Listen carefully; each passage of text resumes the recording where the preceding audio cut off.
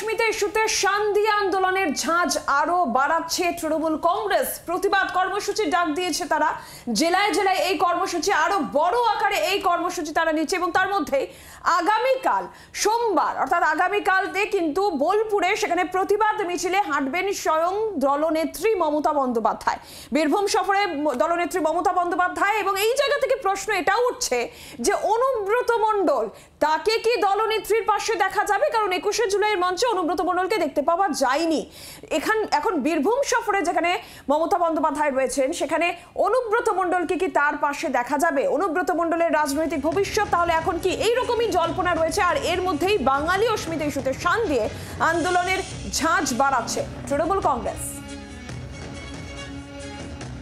এবার আপনাদের শোনাবো বিকাশ রায়চৌধুরী এবং ধ্রুব সাহা, তাদের বক্তব্য শোনাবো আপনাদের।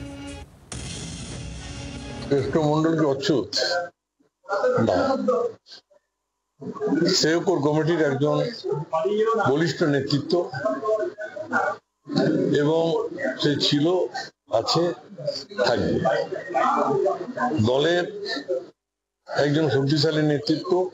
আমরা যে কোর কমিটি মিটিং হচ্ছে, মাইনাস কি অনুব্রত মণ্ডলকে দেখেছেন না কেউ তাকে অসম্মান করেছে?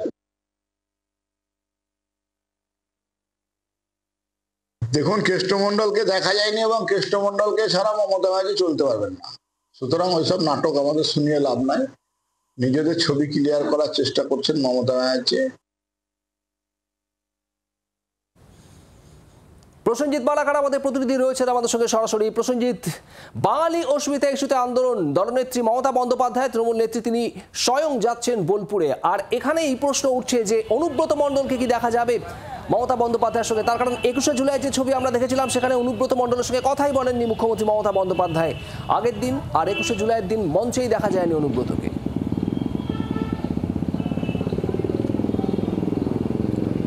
দেখো, একেবারেই তাই। অনুব্রত মণ্ডল এই নামটার সাথে তুমি বীরভূম জেলায় যখন মুখ্যমন্ত্রীর সফর হচ্ছে তখন তুমি সেটাকে বাদ রাখা সম্ভব নয়। তার কারণ আমরা পূর্বতন সময়ে দেখেছি মুখ্যমন্ত্রীর জনসভা থেকে শুরু করে মুখ্যমন্ত্রীর সমস্ত কাজের একেবারে সামনের সারি থেকে কিন্তু ছিলেন অনুব্রত মণ্ডল এবং পূর্বতন সময়ে তার বিভিন্ন কর্মসূচি বিভিন্ন কিছু দেখা গেছে। কিন্তু জেল থেকে ফিরে আসার পরে অনুব্রত মণ্ডল আর তারপরের যে রাজনৈতিক প্রেক্ষাপট সেটা কিন্তু একেবারে ভিন্ন।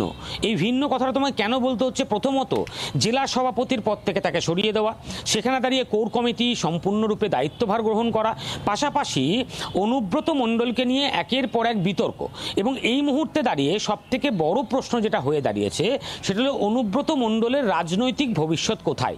তিনি কি শুধুমাত্র কোর কমিটির সদস্য হিসেবেই রয়ে যাবেন, না দল তাকে নিয়ে আরও বেশি কিছু ভাবনা চিন্তা করবে? কারণটা তোমাকে কেন বলছি, কারণ সম্প্রতি তুমি যেমনটা বলছিলে 21শে জুলাই, সেই 21শে জুলাইয়ের মঞ্চে অনুব্রত মণ্ডলের যাওয়া না যাওয়া নিয়ে একটা ইতিমধ্যেই কিন্তু তর্ক বিতর্ক ইতিমধ্যেই শুরু হয়েছে। যদিও এই ঘটনার পর থেকে বা তার কিছুদিন পূর্বতন সময় থেকেই বীরভূম জেলার কোর কমিটির যে দ্বন্দ্ব, সেই দ্বন্দ্বও বারবার প্রকাশ্যে এসছে। সেখানে দাঁড়িয়ে বারবার সভাধিপতি কাজল শেখ, পাশাপাশি প্রাক্তন সভাপতি অনুব্রত মণ্ডল, এই নাম দুটি কিন্তু বারবার জড়িয়েছে। ফলে তৃণমূলের বীরভূম জেলার যে রাজনৈতিক প্রেক্ষাপটের অস্বস্তি সেটা কিন্তু যত সময় যাচ্ছে তত বৃদ্ধি পাচ্ছে। ফলে সে জায়গায় দাঁড়িয়ে 26-এর নির্বাচনের আগে কোন পরিস্থিতিতে দাঁড়িয়ে তৃণমূল কংগ্রেস বীরভূম জেলার 11টি বিধানসভার নির্বাচন করবেন, এটা কিন্তু একটা বড় প্রশ্ন। ফলে মুখ্যমন্ত্রী তিনি আসছেন, তিনি তার নিজস্ব কর্মসূচি রয়েছে, তার পাশাপাশি বীরভূম জেলার রাজনীতি নিয়ে তিনি কী পদক্ষেপ নেবেন, তিনি আদৌ কোর কমিটির সাথে বৈঠকে বসছেন কি বসছেন না, কোর কমিটিকে তিনি কী নির্দেশ দিচ্ছেন, অনুব্রত মণ্ডল তাকে মুখ্যমন্ত্রীর পাশে দেখা যাচ্ছে কি যাচ্ছে না, এগুলো কিন্তু একটা বড় বিষয় হয়ে দাঁড়িয়েছে এই মুহূর্তে বীরভূম জেলার রাজনীতিতে। তার কারণ যদি বোলপুরের বুকে মুখ্যমন্ত্রী মমতা বন্দ্যোপাধ্যায়ের অনুষ্ঠান প্রোগ্রাম, সেখানে দাঁড়িয়ে যদি অনুব্রত মণ্ডলকে দেখা না যায় তাহলে সেক্ষেত্রে দাঁড়িয়ে অনুব্রত মণ্ডলের রাজনৈতিক ভবিষ্যৎ কি, এটা একটা বড় প্রশ্ন কিন্তু ইতিমধ্যেই উঠতে শুরু করেছে। বীরভূম জেলার যেভাবে তৃণমূল কংগ্রেসের রাজনীতির পট পরিবর্তন আর এখানে আপনাদের শোনাবো বিজেপি নেতা দিলীপ ঘোষ কি বলছেন।